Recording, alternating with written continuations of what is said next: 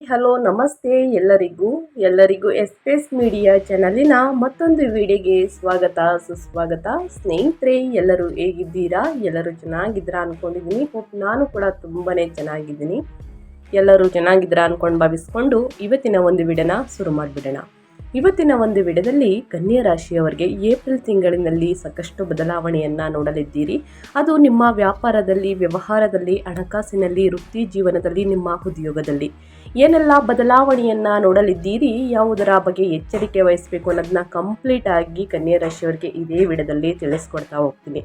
ಇದನ್ನೆಲ್ಲ ತಿಳ್ಕೋಬೇಕು, ಸಣ್ಣ ಪುಟ್ಟ ಪರಿಹಾರಗಳನ್ನೆಲ್ಲ ಫಾಲೋ ಅಪ್ ಮಾಡಬೇಕು ಅಂದರೆ ಎಲ್ಲೂ ಕೂಡ ವಿಡಿಯೋನ ಸ್ಕಿಪ್ ಮಾಡಬಾರ್ದು. ಅಂದರೆ ವಿಡಿಯೋನ ಕಟ್ ಮಾಡಿ ಓಡಿಸ್ಕೊಂಡು ಹೋಗಿ ನೋಡ್ತೀನಿ ಅಂದರೆ ಫುಲ್ ಇನ್ಫಾರ್ಮೇಷನ್ ಅರ್ಥ ಆಗಲ್ಲ. ಸೊ ಹಾಗಾಗಿ ಎಲ್ಲ ವಿಡಿಯೋದಲ್ಲೂ ತಿಳಿಸ್ತಾ ಇರ್ತೀನಿ. ಮೊದಲಿಂದ ಕೊನೆ ತನಕ ವಿಡಿಯೋನ ವಾಚ್ ಮಾಡಿ.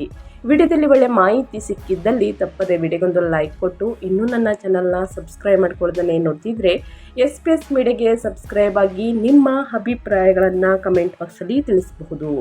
ಯಾರೆಲ್ಲ ಸಬ್ಸ್ಕ್ರೈಬ್ ಮಾಡಿಕೊಂಡು ಪ್ರತಿನಿತ್ಯ ವಿಡಿಯೋ ವಾಚ್ ಮಾಡ್ತಿದ್ದೀರಾ ಅಂಥವರಿಗೆ ಥ್ಯಾಂಕ್ ಯು ಸೋ ಮಚ್ ಅಂತ ಹೇಳ್ತಾ ವಿಡಿಯೋದ ಕಡೆ ಗಮನ ಕೊಟ್ಬಿಡೋಣ.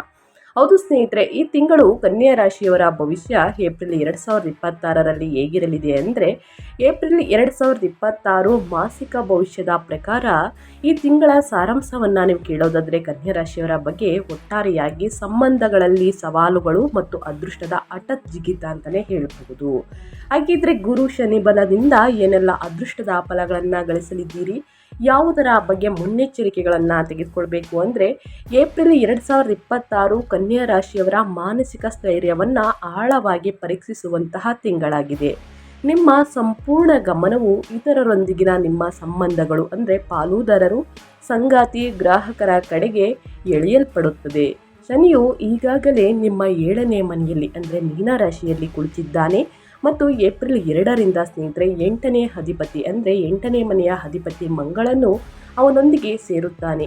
ಉರಿಯುವಂತಹ ಬೆಂಕಿಗೆ ತುಪ್ಪ ಸುರಿದಂತೆ ನಿಮ್ಮ ಲಗ್ನಾಧಿಪತಿಯಾದಂತಹ ಬುಧ ಕೂಡ ಏಪ್ರಿಲ್ 11ರಂದು ಸ್ನೇಹಿತರೆ 7ನೇ ಮನೆಗೆ ಚಲಿಸುತ್ತಾನೆ. ಅಲ್ಲಿ ಅವನು ನೀಚ ಸ್ಥಿತಿಯನ್ನು ತಲುಪುತ್ತಾನೆ. ಈ ತ್ರಿವಳಿ ಗ್ರಹಗಳ ಸಂಯೋಗವು ಅಪಾರ ಗೊಂದಲ, ನಿರ್ಧಾರವನ್ನು ತೆಗೆದುಕೊಳ್ಳುವಲ್ಲಿ ಅಸಹಾಯಕತೆ ಮತ್ತು ನಿಮ್ಮ ಪಾಲುದಾರಿಕೆ ಮತ್ತು ವೈವಾಹಿಕ ಜೀವನದಲ್ಲಿ ಪ್ರಕ್ಷುಬ್ಧತೆಯನ್ನು ಸೃಷ್ಟಿಸುತ್ತದೆ ಅಂತಲೇ ಹೇಳಬಹುದು. ಆದರೆ ಇದಕ್ಕೆ ಅತ್ಯಂತ ಉಜ್ವಲವಾದ ಇನ್ನೊಂದು ಮುಖವೇ ಇದೆ. ಏಪ್ರಿಲ್ 14ರಂದು 12ನೇ ಮನೆಯ ಅಧಿಪತಿ ಸೂರ್ಯನು 8ನೇ ಮನೆಯಲ್ಲಿ ಉಚ್ಚ ಸ್ಥಿತಿಯನ್ನು ತಲುಪುತ್ತಾನೆ. ಇದು ಹಠಾತ್ ಅನಿರೀಕ್ಷಿತ ಆರ್ಥಿಕ ಲಾಭಗಳು ಭರವಸೆಯನ್ನು ನೀಡುತ್ತದೆ. ಇದಲ್ಲದೆ ಏಪ್ರಿಲ್ 19ರಂದು ಸಂಪತ್ತು ಮತ್ತು ಅದೃಷ್ಟದ ಅಧಿಪತಿಯಾದಂತಹ ಶುಕ್ರನು ನಿಮ್ಮ 9ನೇ ಮನೆಯಲ್ಲಿ ತನ್ನ ಸ್ವಂತ ರಾಶಿಯಾದ ಋಷಭವನ್ನು ಪ್ರವೇಶಿಸುತ್ತಾನೆ. ಇದು ಅದೃಷ್ಟದ ಭವ್ಯವಾದ ಅಲೆಯನ್ನು ತರುತ್ತದೆ ಅಂತಲೇ ಹೇಳಬಹುದು. ಅದು ತಿಂಗಳ ಅಂತ್ಯದ ವೇಳೆಗೆ ನಿಮ್ಮನ್ನು ಸುರಕ್ಷಿತವಾಗಿ ದಡಕ್ಕೆ ಎಳೆಯುತ್ತದೆ. ನೀವು ಆತುರದ ನಿರ್ಧಾರಗಳನ್ನು ತಪ್ಪಿಸುವವರೆಗೂ ಈ ತಿಂಗಳನ್ನು ನೀವು ಸುರಕ್ಷಿತವಾಗಿ ನ್ಯಾವಿಗೇಟ್ ಮಾಡುತ್ತೀರಾ ಅಂತಲೇ ಹೇಳಬಹುದು. ಯಾವುದೇ ಕಾರಣಕ್ಕೂ ಆತುರದ ನಿರ್ಧಾರಗಳನ್ನು ತೆಗೆದುಕೊಳ್ಬೇಡಿ ಕನ್ಯಾ ರಾಶಿಯವರ ಸ್ನೇಹಿತರೆ. ಇದರಿಂದ ಸಾಕಷ್ಟು ಸಮಸ್ಯೆಗಳು ಎದುರಾಗಬಹುದು ಅಂತಲೇ ಹೇಳ್ಬೋದು. ಇನ್ನು ಇದಕ್ಕೆಲ್ಲ ಕಾರಣ ಗ್ರಹಗಳ ಸಂಚಾರ ಮತ್ತು ಗ್ರಹಗಳ ಸ್ಥಾನ ಬದಲಾವಣೆಯಿಂದ ಏನೆಲ್ಲ ಬದಲಾವಣೆಯನ್ನು ಕನ್ಯಾ ರಾಶಿಯವರು ನೋಡಲಿದ್ದೀರಿ, ಯಾವುದರ ಬಗ್ಗೆ ಮುನ್ನೆಚ್ಚರಿಕೆಗಳನ್ನು ತೆಗೆದುಕೊಳ್ಬೇಕು ಅಂದರೆ, ಕನ್ಯಾ ರಾಶಿಗೆ ಏಪ್ರಿಲ್ನ ಪ್ರಮುಖ ಗ್ರಹಗಳ ಸಂಚಾರ ಈ ರೀತಿ ಇರಲಿದೆ. ಗ್ರಹ ಬಂದು ಮಂಗಳ 3 ಮತ್ತು 8ನೇ ಮನೆಯ ಅಧಿಪತಿ 7ನೇ ಮನೆಯಲ್ಲಿ ಮೀನದಲ್ಲಿ ಸಂಚಾರವನ್ನು ಮಾಡಲಿದೆ. ಪಾಲುದಾರರೊಂದಿಗೆ ವಾದಗಳು, ಕೋಪ, ವ್ಯಾಪಾರದಲ್ಲಿ ಅಡೆತಡೆಗಳು, ಹಠಾತ್ ವಿವಾದಗಳು ಅಂತಲೇ ಹೇಳಬಹುದು. ಇನ್ನು ನಿಮ್ಮ ರಾಶಿಯ ಅಧಿಪತಿಯಾಗಿರುವಂತಹ ಬುಧ 1 ಮತ್ತು 10ನೇ ಮನೆಯ ಅಧಿಪತಿ ಲಗ್ನಾಧಿಪತಿ ಸ್ನೇಹಿತರೆ 7ನೇ ಮನೆಯಲ್ಲಿ ನೀಚ ಸ್ಥಿತಿಯಲ್ಲಿ ಸಂಚಾರವನ್ನು ಮಾಡಲಿದೆ. ಇದರ ಪ್ರಭಾವ ಹೇಗಿರಲಿದೆ ಅಂದರೆ, ಏಪ್ರಿಲ್ 11ರಿಂದ ಸ್ನೇಹಿತರೆ ಸಂಚಾರವನ್ನು ಮಾಡಲಿದೆ. ನಿರ್ಧಾರಗಳಲ್ಲಿ ಗೊಂದಲ, ಮಂದಗತಿಯ ಆರೋಗ್ಯ, ಪ್ರಮುಖ ಸಂವಹನ ದೋಷಗಳು ಅಂತಲೇ ಹೇಳಬಹುದು. ಇನ್ನು ಸೂರ್ಯ 12ನೇ ಮನೆಯ ಅಧಿಪತಿ 8ನೇ ಮನೆಯಲ್ಲಿ ಉಚ್ಚ ಸ್ಥಿತಿಯಲ್ಲಿ ಸಂಚಾರವನ್ನು ಮಾಡಲಿದೆ. ಏಪ್ರಿಲ್ 14ರಿಂದ ಸಂಚಾರವನ್ನು ಮಾಡಲಿದೆ. ವಿಪರೀತ ರಾಜಯೋಗ, ವಿದೇಶಿ ಲಾಭಗಳು, ಕಣ್ಣಿನ ಸಮಸ್ಯೆಗಳು, ಹಠಾತ್ ನಾಟಕೀಯ ಘಟನೆಗಳು ಅಂತಲೇ ಹೇಳಬಹುದು. ಇನ್ನು ಶುಕ್ರ 2 ಮತ್ತು 9ನೇ ಮನೆಯ ಅಧಿಪತಿ ಯೋಗಕಾರಕ ಸ್ನೇಹಿತರೆ 9ನೇ ಮನೆಯಲ್ಲಿ ಸ್ವಕ್ಷೇತ್ರದಲ್ಲಿ ಸಂಚಾರವನ್ನು ಮಾಡಲಿದೆ. ಏಪ್ರಿಲ್ 19ರಿಂದ ಇದು ಯಾವ ರೀತಿ ಪ್ರಭಾವವನ್ನು ಬೀರಲಿದೆ ಅಂದರೆ, ಅದೃಷ್ಟ, ತಂದೆಯ ಮೂಲಕ ಲಾಭ, ದೀರ್ಘಾವಧಿಯ ಹೂಡಿಕೆಗಳಲ್ಲಿ ಬೆಳವಣಿಗೆ, ತೀರ್ಥಯಾತ್ರೆಗಳು ಅಂತಲೇ ಹೇಳಬಹುದು. ಇನ್ನು ಗುರು 4 ಮತ್ತು 7ನೇ ಮನೆಯ ಅಧಿಪತಿ 10ನೇ ಮನೆಯಲ್ಲಿ ಮಿಥುನದಲ್ಲಿ ಸ್ನೇಹಿತರೆ ಸಂಚಾರವನ್ನು ಮಾಡಲಿದೆ. ಇದು ಯಾವ ರೀತಿ ಪ್ರಭಾವವನ್ನು ಬೀರಲಿದೆ ಅಂದರೆ ವೃತ್ತಿಯಲ್ಲಿ ಗೌರವ, ಕೆಲಸದ ಕಡೆಗೆ ಸಮರ್ಪಣೆ, ಮೇಲಧಿಕಾರಿಗಳಿಂದ ಬಲವಾದ ಬೆಂಬಲ ಅಂತಲೇ ಹೇಳಬಹುದು. ಕನ್ಯಾ ರಾಶಿಯವರಿಗೆ ಯಾವುದರ ಬಗ್ಗೆ ಎಚ್ಚರಿಕೆ ವಹಿಸಬೇಕು, ಗ್ರಹಗಳ ಸಂಚಾರದಿಂದ ಏನೆಲ್ಲ ಅದೃಷ್ಟದ ಫಲಗಳನ್ನು ಗಳಿಸಲಿದ್ದೀರಿ ಅನ್ನೋದನ್ನ ಒಟ್ಟಾರೆಯಾಗಿ ತಿಳಿಸ್ಕೊಟ್ಟಿದ್ದೀನಿ ಸ್ನೇಹಿತರೆ. ಇನ್ನು ಒಂದೊಂದಾಗಿ ತಿಳಿಸೋದಾದರೆ ವ್ಯಾಪಾರ ವ್ಯವಹಾರದಲ್ಲಿ, ವೃತ್ತಿ ಜೀವನದಲ್ಲಿ, ನಿಮ್ಮ ಉದ್ಯೋಗದಲ್ಲಿ ಏನೆಲ್ಲ ಬದಲಾವಣೆಯನ್ನು ನೋಡಲಿದ್ದೀರಿ, ನಿಮ್ಮ ಹೆಲ್ತ್ ಹೇಗಿರಲಿದೆ, ಯಾವುದರ ಬಗ್ಗೆ ಮುನ್ನೆಚ್ಚರಿಕೆಗಳನ್ನು ತೆಗೆದುಕೊಳ್ಬೇಕು ಅನ್ನೋದನ್ನ ನೋಡ್ತಾ ಹೋಗೋಣ.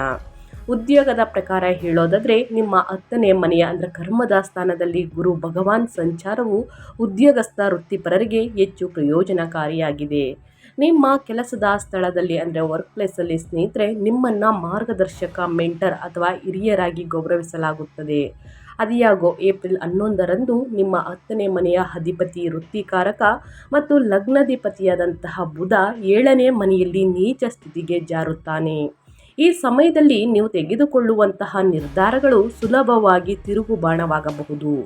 ಕಚೇರಿಯಲ್ಲಿ ತೀವ್ರವಾದ ಸಂವಹನ ಅಂತರ ಉಂಟಾಗುತ್ತದೆ. ನಿಮ್ಮ ಸಹೋದ್ಯೋಗಿಗಳಿಗೆ ನೀವು ಹೇಳಲು ಉದ್ದೇಶಿಸಿರುವುದನ್ನು ಅವರು ಸಂಪೂರ್ಣವಾಗಿ ತಪ್ಪಾಗಿ ಅರ್ಥೈಸಿಕೊಳ್ಳುತ್ತಾರೆ. ಇತರರ ಕೆಲಸದಲ್ಲಿ ಹಸ್ತಕ್ಷೇಪವನ್ನು ಮಾಡಬೇಡಿ. ಏಪ್ರಿಲ್ 14ರಂದು 12ನೇ ಅಧಿಪತಿಯಾದಂತಹ ಸೂರ್ಯನು 8ನೇ ಮನೆಯಲ್ಲಿ ಅಪಾರ ಶಕ್ತಿಯನ್ನು ಪಡೆದಾಗ ಬಹುರಾಷ್ಟ್ರೀಯ ಕಂಪನಿಗಳಲ್ಲಿ ಅಂದರೆ ಎಕ್ಸಾಂಪಲ್ ಆಗಿ MNCs ಸಂಶೋಧನೆ ಅಂತಂದರೆ ಆರ್ ಮತ್ತು ಡಿ ಅಥವಾ ಲೆಕ್ಕ ಪರಿಶೋಧನೆ ಸ್ನೇಹಿತರೆ ಆಡಿಟಿಂಗ್ ವಲಯಗಳಲ್ಲಿ ಕೆಲಸ ಮಾಡುವವರು ಇದ್ದಕ್ಕಿದ್ದಂತೆ ಬಡ್ತಿ ಅಂದರೆ ಪ್ರಮೋಷನ್ ಅಥವಾ ವಿದೇಶ ಪ್ರಯಾಣಕ್ಕೆ ಅನಿರೀಕ್ಷಿತ ಅವಕಾಶಗಳನ್ನು ಪಡೆಯುತ್ತಾರೆ ಕನ್ಯಾ ರಾಶಿಯವರು. ಇನ್ನು ವ್ಯಾಪಾರ ಮತ್ತು ಸ್ವಯಂ ಉದ್ಯೋಗದ ಬಗ್ಗೆ ಹೇಳೋದಾದರೆ ಬಿಸ್ನೆಸ್ ಬಗ್ಗೆ ಹೇಳೋದಾದರೆ ಏನೆಲ್ಲ ಬದಲಾವಣೆಯನ್ನು ನೋಡಲಿದ್ದೀರಿ ಕನ್ಯಾ ರಾಶಿಯವರು ಅಂದರೆ ಈ ತಿಂಗಳು ವ್ಯಾಪಾರ ಮಾಲೀಕರು ಸ್ನೇಹಿತರೆ ಪ್ರತಿಯೊಂದು ಹೆಜ್ಜೆಯಲ್ಲೂ ಕೂಡ ಹೈ ಅಲರ್ಟ್ ಆಗಿರಬೇಕು. ನಿಮ್ಮ 7ನೇ ಮನೆ ಅಂದರೆ ವ್ಯಾಪಾರ ಮನೆಯು ಯುದ್ಧ ಭೂಮಿಯನ್ನು ಹೋಲುತ್ತದೆ. ಶನಿಯು ಈಗಾಗಲೇ ಅಲ್ಲಿಯೇ ಇದ್ದು ಅವನೊಂದಿಗೆ 8ನೇ ಮನೆಯ ಅಧಿಪತಿ ಮಂಗಳ ಮತ್ತು ನೀಚ ಲಗ್ನಾಧಿಪತಿಯಾದಂತಹ ಬುಧ ಸೇರುವುದರಿಂದ ನೀವು ವ್ಯಾಪಾರ ಪಾಲುದಾರರಿಂದ ತೀವ್ರವಾದ ಘರ್ಷಣೆಗಳು, ಸಂಭಾವ್ಯ ಪ್ರತ್ಯೇಕತೆಗಳು ಅಥವಾ ವಂಚನೆಯನ್ನು ಎದುರಿಸಬಹುದು. ನಂಬಿಕೆಯು ಭಾರಿ ಪೆಟ್ಟು ತಿನ್ನುತ್ತದೆ. ಏಪ್ರಿಲ್ನ ಮೊದಲ 3 ವಾರಗಳಲ್ಲಿ ಯಾವುದೇ ಹೊಸ ಒಪ್ಪಂದಗಳಿಗೆ ಕಾಂಟ್ರಾಕ್ಟ್ ಸಹಿ ಹಾಕಬೇಡಿ. ಯಾಕಂದರೆ ಕಾನೂನು ತೊಡಕುಗಳು ಉಂಟಾಗುವಂತಹ ಸಾಧ್ಯತೆ ಹೆಚ್ಚು ಇರುವುದರಿಂದ ತೆರಿಗೆಗಳಿಗೆ ಸಂಬಂಧಿಸಿದಂತೆ ಸಂಪೂರ್ಣ ಪಾರದರ್ಶಕತೆಯನ್ನು ಕಾಯ್ದುಕೊಳ್ಳಿ. ಏಪ್ರಿಲ್ 19ರ ನಂತರ 9ನೇ ಮನೆಯ ಅಧಿಪತಿ ಶುಕ್ರನು ಬಲವರ್ಧನೆಯು ಗ್ರಾಹಕರೊಂದಿಗೆ ವ್ಯವಹರಿಸುವಲ್ಲಿ ಸಕಾರಾತ್ಮಕ ವೇಗವನ್ನು ತರುತ್ತದೆ. ಆನ್ಲೈನ್ ವ್ಯವಹಾರಗಳು ಸ್ನೇಹಿತರೆ ಮತ್ತು ವಿದೇಶಿ ವ್ಯಾಪಾರವು ನಿರ್ದಿಷ್ಟವಾಗಿ ಅತ್ಯುತ್ತಮ ಲಾಭವನ್ನು ನೀಡಲು ಪ್ರಾರಂಭಿಸುತ್ತದೆ ಅಂತಲೇ ಹೇಳ್ಬೋದು ಕನ್ಯಾ ರಾಶಿಯವರಿಗೆ. ಒಟ್ಟಾರೆಯಾಗಿ ನಿಮ್ಮ ಬಿಸ್ನೆಸ್ ಮತ್ತು ಕೆರಿಯರಲ್ಲಿ ಏನೆಲ್ಲ ಬದಲಾವಣೆಯನ್ನು ನೋಡಲಿದ್ದೀರಿ ಅನ್ನೋದನ್ನ ತಿಳಿಸ್ಕೊಟ್ಟಿದ್ದೀನಿ. ಇನ್ನು ಹಣಕಾಸು ಮತ್ತು ಸಂಪತ್ತಿನ ಬಗ್ಗೆ ಹೇಳೋದಾದರೆ ಸ್ನೇಹಿತರೆ ನಿಮ್ಮ ಫೈನಾನ್ಸ್ ಬಗ್ಗೆ ಹೇಳೋದಾದರೆ ಏನೆಲ್ಲ ಬದಲಾವಣೆಯನ್ನು ಗ್ರಹಗಳು ಸೂಚಿಸಲಿದೆ, ಯಾವುದರ ಬಗ್ಗೆ ಮುನ್ನೆಚ್ಚರಿಕೆಗಳನ್ನು ತೆಗೆದುಕೊಳ್ಬೇಕು ಅಂದರೆ ಆರ್ಥಿಕವಾಗಿ ಈ ತಿಂಗಳು ಅತ್ಯಂತ ವಿಲಕ್ಷಣವಾದ ಆದರೆ ಲಾಭದಾಯಕ ಅನುಭವವನ್ನು ನೀಡುತ್ತದೆ. ಏಪ್ರಿಲ್ 14ರಂದು 12ನೇ ಮನೆಯ ಅಧಿಪತಿ ಸೂರ್ಯನು 8ನೇ ಮನೆಯಲ್ಲಿ ಉಚ್ಚನಾಗುತ್ತಾನೆ. ಇದು ಪ್ರಬಲವಾದಂತಹ ವಿಪರೀತ ರಾಜಯೋಗವನ್ನು ಪ್ರಚೋದಿಸುತ್ತದೆ. ಈ ಜ್ಯೋತಿಷ್ಯ ವಿದ್ಯಮಾನದ ಅರ್ಥವೇನೆಂದರೆ ಬೇರೆಯವರ ನಷ್ಟವು ನಿಮಗೆ ಲಾಭವಾಗುತ್ತದೆ ಸ್ನೇಹಿತರೆ. ವಿಮಾ ಪಾವತಿಗಳು, ಸೆಟಲ್ಮೆಂಟ್ಗಳು ಅಥವಾ ಪಿತ್ರಾರ್ಜಿತ ಆಸ್ತಿಗಳು ಸ್ನೇಹಿತರೆ ಮೂಲಕ ನೀವು ಹಠಾತ್ ಆರ್ಥಿಕ ಅನಿರೀಕ್ಷಿತ ಲಾಭವನ್ನು ಅನುಭವಿಸಬಹುದು.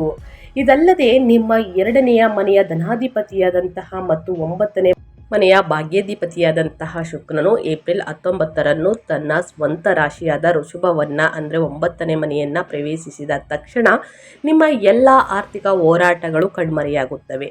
ದೀರ್ಘಾವಧಿಯ ಹೂಡಿಕೆಗಳ ಕಡೆಗೆ ಮಾಡಿದ ಪ್ರಯತ್ನಗಳು ಅಂತಿಮವಾಗಿ ಫಲ ನೀಡುತ್ತವೆ. ನಿಮ್ಮ ಮಾತು ಮನವೊಲಿಸುವ ಮತ್ತು ಮಧುರವಾಗಿರುತ್ತದೆ ಅಂತಲೇ ಹೇಳಬಹುದು. ಆರ್ಥಿಕ ವಿಷಯಗಳನ್ನು ಅತ್ಯಂತ ಜಾಣ್ಮೆ ಮತ್ತು ರಾಜತಾಂತ್ರಿಕತೆಯಿಂದ ನಿಭಾಯಿಸಲು ನಿಮಗೆ ಅನುವು ಮಾಡಿಕೊಡುತ್ತದೆ. ಒಟ್ಟಾರೆಯಾಗಿ ಹೇಳಬೇಕು ಅಂತಂದರೆ ಸ್ನೇಹಿತರೆ ನಿಮ್ಮ ಫೈನಾನ್ಸ್ ಬಗ್ಗೆ ಹೇಳೋದಾದರೆ ಏನೆಲ್ಲ ಬದಲಾವಣೆಯನ್ನು ನೋಡಲಿದ್ದೀರಿ, ಯಾವುದರ ಬಗ್ಗೆ ಮುನ್ನೆಚ್ಚರಿಕೆಗಳನ್ನು ತೆಗೆದುಕೊಳ್ಬೇಕು ಅನ್ನೋದನ್ನ ಕಂಪ್ಲೀಟ್ ಆಗಿ ಕನ್ಯಾ ರಾಶಿಯವರಿಗೆ ತಿಳಿಸ್ಕೊಟ್ಟಿದ್ದೀನಿ ಸ್ನೇಹಿತರೆ. ಇನ್ನು ನಿಮ್ಮ ಹೆಲ್ತ್ ಬಗ್ಗೆ ಹೇಳೋದಾದರೆ, ನಿಮ್ಮ ಆರೋಗ್ಯದಲ್ಲಿ ಏನೆಲ್ಲ ಬದಲಾವಣೆಯನ್ನು ಗ್ರಹಗಳು ಸೂಚಿಸಲಿದೆ, ಯಾವುದರ ಬಗ್ಗೆ ಮುನ್ನೆಚ್ಚರಿಕೆಗಳನ್ನು ತೆಗೆದುಕೊಳ್ಬೇಕು ಅನ್ನೋದನ್ನ ನೋಡ್ತಾ ಹೋಗೋಣ.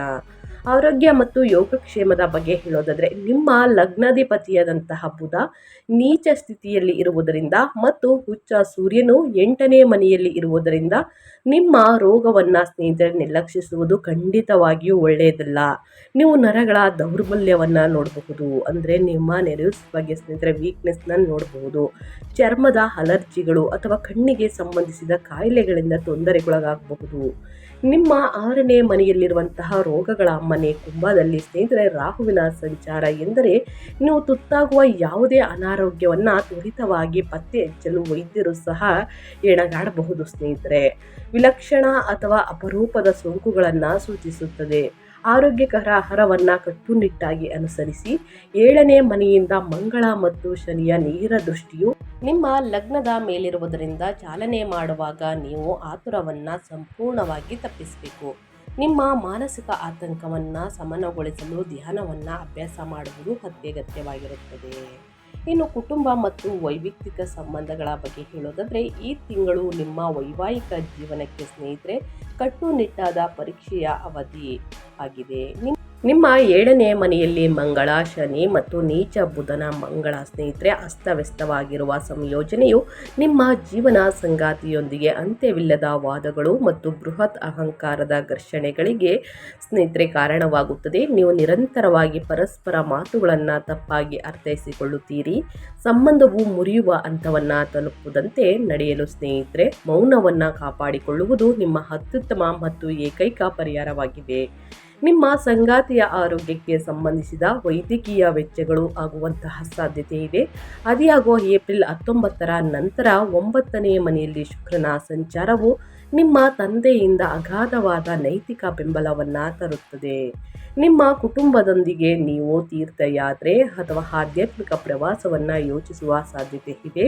ಅದು ನಿಮ್ಮ ಮನಸ್ಸಿಗೆ ಹೆಚ್ಚು ಅಗತ್ಯವಿರುವಂತಹ ಶಾಂತಿ ಮತ್ತು ಚಿಕಿತ್ಸೆಯನ್ನು ತರುತ್ತದೆ ಅಂತಲೇ ಹೇಳಬಹುದು.